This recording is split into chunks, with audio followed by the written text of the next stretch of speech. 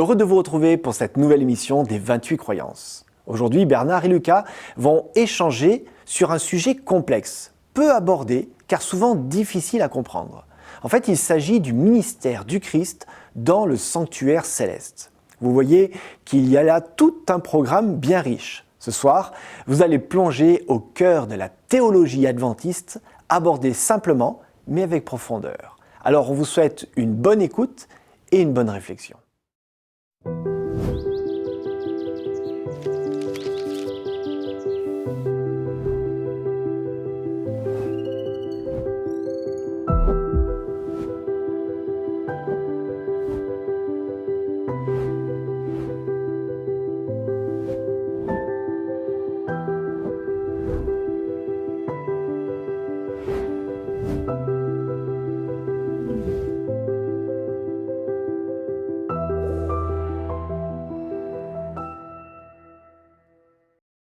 Salut Lucas. Salut Bernard. Alors, on continue notre aventure.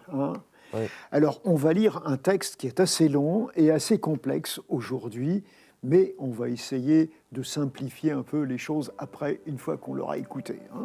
Il y a dans le ciel un sanctuaire, le véritable tabernacle dressé par le Seigneur et non par les êtres humains. Dans ce sanctuaire, le Christ accomplit un ministère en notre faveur, mettant ainsi à la disposition des croyants les bienfaits découlant de son sacrifice rédempteur, offert une fois pour toutes sur la croix. Lors de son ascension, il fut intronisé comme souverain sacrificateur et commença son ministère d'intercession, antitype de l'œuvre accomplie par le souverain sacrificateur dans le lieu saint du sanctuaire terrestre. En 1844, au terme de la période prophétique des 2300 jours, il entra dans la seconde et dernière phase de son ministère de réconciliation, antitype de l'œuvre accomplie par le souverain sacrificateur dans le lieu très saint du sanctuaire terrestre. Celle-ci consiste en une instruction du jugement qui prépare l'élimination définitive du péché.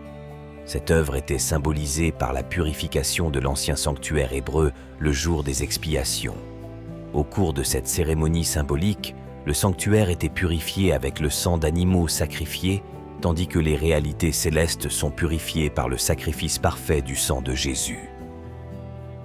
L'instruction du jugement révèle aux intelligences célestes quels sont parmi les morts ceux qui dorment en Christ et qui, par conséquent, sont jugés dignes en lui de participer à la première résurrection. Cette instruction du jugement fait aussi apparaître ceux qui, parmi les vivants, demeurent en Christ, gardant les commandements de Dieu et la foi en Jésus, prêts par là même et en lui à être introduits dans son royaume éternel.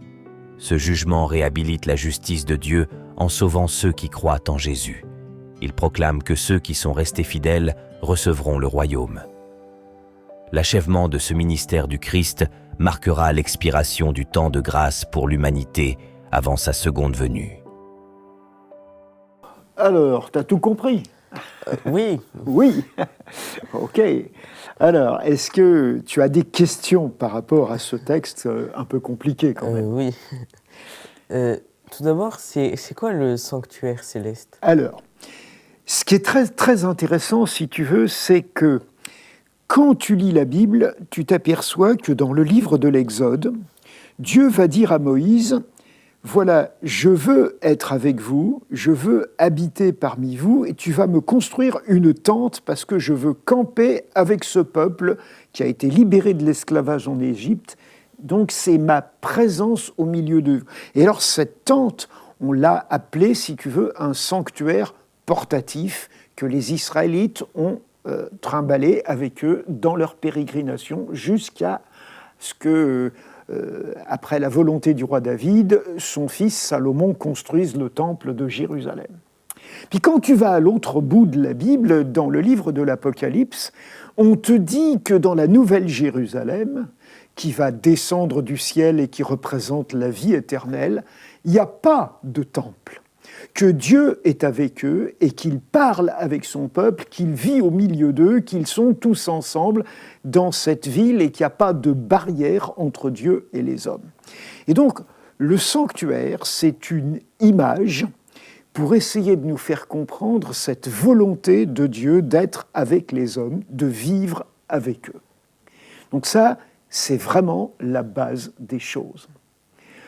Alors, une fois que tu as compris que c'est la présence de Dieu au milieu des êtres humains, le reste peut s'expliquer un peu plus facilement. Alors, je ne sais pas si tu as d'autres questions précises par rapport à ce qu'on a entendu. Oui. J'ai pas compris un certain passage où il parlait de 1844 à la fin d'une période de 2300 jours et qui a amorcé la deuxième deuxième phase de la réconciliation. Oui, ou du ministère de Jésus. Oui. Alors, si tu veux, ça, c'est lié à une prophétie qui se trouve dans le livre de Daniel. Au chapitre 8 du livre de Daniel, on présente l'histoire telle qu'elle reste à vivre pour Daniel et, bien sûr, pour ceux qui, comme nous, vivons après lui. Et là-dedans, il y a un moment donné où Daniel voit la ville de Jérusalem, son temple, saccagé, foulé aux pieds, démoli. Et alors il dit, mais c'est quoi ça va durer jusqu'à quand? Ça l'inquiète parce que lui, il a vécu dans cette ville avant d'être déporté à Babylone. Et il va avoir cette réponse. Dans 2300 soirs et matins, ce sanctuaire sera réhabilité, sera remis en fonction. Et donc ça repartira en quelque sorte. Et alors c'est vrai qu'on s'est posé des questions, quand est-ce que ça s'est réalisé, comment c'est, et les premiers adventistes ont compris qu'il y avait un mode d'interprétation chronologique qui laisse penser que quand on parle d'un jour dans la prophétie, ça pourrait signifier une année dans l'histoire. Et de cette façon-là, ils ont abouti à l'année 1844 comme période qui termine ces 1300 soirs et matins qui sont écrits dans le texte de Daniel. Et c'est à partir de là, si tu veux, que l'Église adventiste enseigne, comme ça a été dit dans la suite du paragraphe qu'on a lu, que c'est là que commence en quelque sorte la période du jugement. Alors là aussi, c'est une image, parce que Dieu, pour juger les hommes et les femmes, il n'a pas besoin de temps. Il les voit, il assiste à ce que tu fais maintenant, à ce que je fais maintenant, et il peut nous juger immédiatement. Mais si tu veux, on emploie un langage humain, un langage comparatif à ce qui se passe. Si un tribunal humain doit juger un être humain, on va commencer à préparer ce jugement, c'est-à-dire les juges, les avocats vont rassembler des dossiers qui vont essayer de rendre compte de ce qui s'est passé, et c'est sur la base de ces dossiers qu'on va se prononcer au moment où on convoquera le tribunal et où on prononcera une sentence. Et donc, ce que l'Église adventiste a déduit de ça, c'est qu'à partir de cette période, en gros, du milieu du XIXe siècle, 1844 en gros, eh bien, il y a quelque chose qui nous dit que le retour de Jésus se prépare, donc que le jugement dernier se prépare, et que Dieu va ressusciter des gens pour les faire entrer dans son royaume et d'autres pour les juger définitivement, et que pour ça, il faut qu'il y ait des dossiers qui soient établis. Alors bien sûr, tout ça, c'est un langage très humain, parce que Dieu peut juger instantanément, peut trancher instantanément. Et donc, l'histoire qui est racontée, je dirais, dans ce paragraphe, c'est une image pédagogique pour nous faire comprendre que Dieu est conscient que l'histoire est difficile, qu'il va falloir y mettre fin, que les guerres ne peuvent pas continuer éternellement, que les maladies, que les catastrophes ne peuvent pas toujours continuer, qu'il va falloir mettre fin à ça. Mais pour mettre fin à ça, il faut que ce soit fait avec justice et qu'on sache qui sont les êtres humains qui vont pouvoir être avec Dieu pour l'éternité et ceux qui n'y seront pas. Et donc, c'est là qu'on emploie ces images pour nous faire comprendre que Dieu va juger. Et donc, on estime qu'on est entré dans la fin de l'histoire et qu'on est dans cette période comparable à l'instruction d'un jugement, l'établissement des dossiers qui vont pouvoir permettre ce jugement. D'accord. Alors, une fois qu'on a compris ça, évidemment, on peut aussi comprendre en grande partie l'histoire de l'Église adventiste. Parce que c'est un fermier américain qui s'appelait William Miller, qui a en quelque sorte décodé ces prophéties de cette façon-là, mais qui a pensé qu'à cette date-là, ce qui serait rétabli, c'est le ciel. C'est-à-dire que l'histoire humaine se terminera à ce moment-là, et donc il a annoncé que Jésus allait revenir à cette date-là. Et il a réuni des gens qui ont cru qu'il avait raison et qui ont été extrêmement déçus.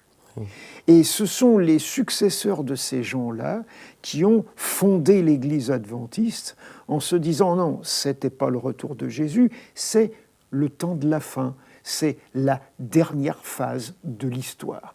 Et dans cette phase, on peut comparer Jésus à un grand prêtre qui accomplit quelque chose qui ressemble à ce qui se faisait dans le temple de Jérusalem et avant ça dans la tente que Moïse avait construite, le jour que les Juifs appellent le Yom Kippour. Dans le texte, c'était traduit le jour des expiations. Mais tu sais que les Juifs traduisent ça autrement. Tu sais comment ils disent en français le Yom Kippour ? Non. Il dit « c'est le jour du grand pardon ». C'est-à-dire, il nous montre l'aspect positif des choses. Que, en fait, le jugement, c'est le jour où Dieu va dire « bah, toi, je t'ai vraiment pardonné ». Non pas parce que tu as mérité quelque chose que les autres n'auraient pas mérité, mais parce que toi, tu as cru et tu es au bénéfice de la grâce de ce personnage qui est Jésus, qui est à la fois le grand prêtre, qui est à la fois le victime, qui a été sacrifié sur le calvaire. Et donc, tout ce langage imagé d'un sanctuaire, de sacrifice, de prêtre, de grand prêtre, de fête spéciale, c'est pour nous dire, toi, vraiment, ce que Dieu veut, c'est te pardonner. Et te pardonner pour toujours, donc pour te donner en quelque sorte accès à l'éternité.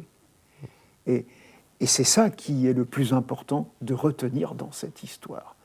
Dieu te dit, voilà, je te pardonne, c'est valable pour toi, tu l'acceptes. Si tu l'acceptes par la foi, eh ben, tu seras avec moi dans ce royaume qui va bientôt venir, puisque on est dans la dernière étape de l'histoire. Oui. Alors, ce que je souhaite, moi, c'est que tu sois conscient, parce que ça rend les choses urgentes. C'est pas demain, après-demain, ou dans 10 ans, ou dans 20 ans qu'il faut réfléchir à ces questions. C'est maintenant qu'il faut se dire, est-ce que j'ai accepté la grâce de Dieu ? Est-ce que j'ai accepté son pardon ? Est-ce que je fais qu'elle soit valable dans ma vie, que je l'accueille vraiment ? Et ça, c'est urgent parce que d'abord, on ne connaît pas la durée de l'histoire des hommes. La Bible nous a toujours dit qu'il n'y a pas de date qu'on peut fixer pour le retour de Jésus, donc il ne faut pas s'amuser à spéculer là-dessus. Mais la Bible nous dit que même indépendamment de l'histoire générale, nous ne sommes pas maîtres de notre vie. Malheureusement, toi comme moi, nous pouvons avoir un accident demain, nous pouvons avoir une maladie, nous pouvons être victimes d'un attentat, nous pouvons... Voilà. Et tu n'es pas maître de ta vie, pas plus que moi. Et donc, réfléchir que l'appel de Dieu, l'amour qui a été manifesté par Jésus pour nous offrir le pardon de la part de Dieu, c'est quelque chose qu'il ne faut pas mettre au calendrier grec, repousser toujours plus tard et se dire « bon, j'ai le temps ».